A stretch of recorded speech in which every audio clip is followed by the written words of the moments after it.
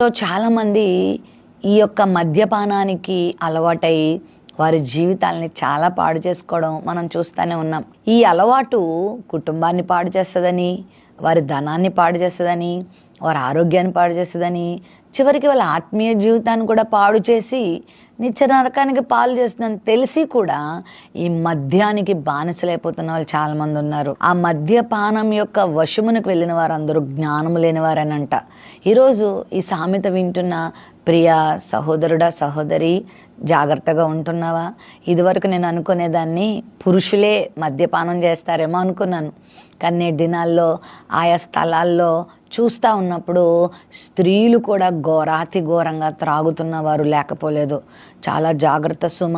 అది ఒకవేళ నీకు మత్తును కలిగిస్తుందేమో, కొద్దిసేపు నీకు ఉపశమనాన్ని కలిగిస్తుందేమో, అది నీకేదో కొంచెం ఆహ్లాదాన్ని, వినోదాన్ని అందిస్తుందేమో, కానీ అది నీ శరీరంలో